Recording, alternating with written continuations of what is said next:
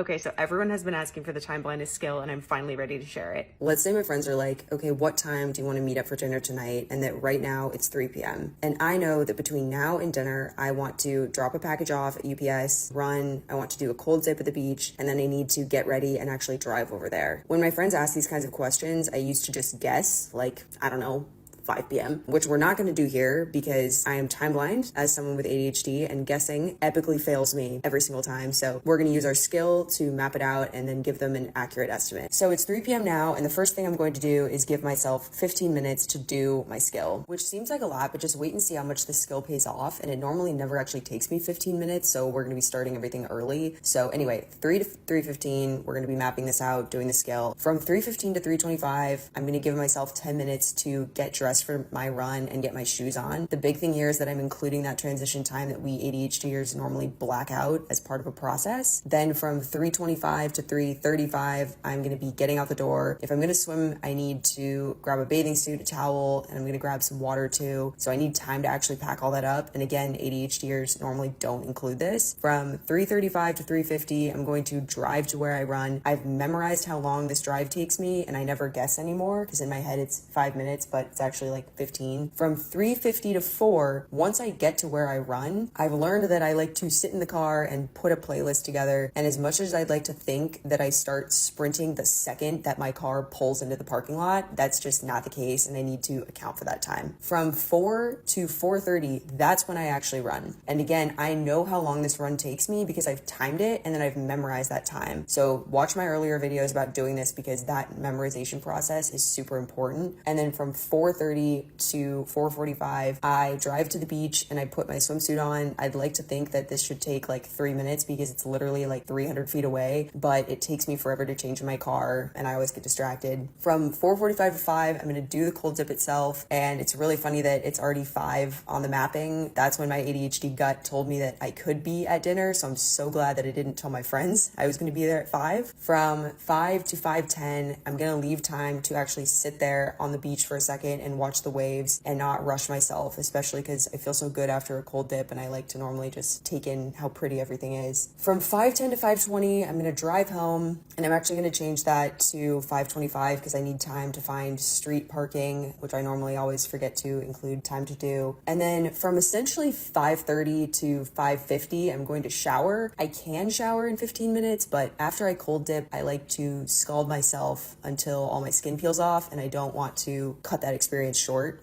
From 5:50 to 6:10, I'm going to give myself 20 minutes for makeup and getting dressed. This is just a casual dinner with friends, so if I was getting ready for something fancier, I definitely need like 40. And then from 6:10 to 6:20, I'm going to pack up my tote bag with anything I'm bringing to dinner. It's at this point that I'm deciding like, yeah, I don't actually have time or want to drop off that package, so I'm crossing that off the to-do list for today. And then from 6:20 to 6:35, I'm going to drive over, but I'm actually going to change that to 6:40 because parking is really tough in their neighborhood. So again, the drive is 15 minutes, but I'm adding in that extra 5 minutes for parking. So that leaves me at 6:40 if absolutely nothing in my plan goes wrong, which something always does because that's life. So I'm going to say that I'm going to be there by 7:15, which gives me plenty of time to like run into someone at the beach and actually have time to say hi and be nice, and gives me time to get gas or grab something to bring to the dinner with my friends or whatever comes up. And if nothing does go wrong, now I'm early. The skill for this video, like actually writing all of this out live, only took me 8 minutes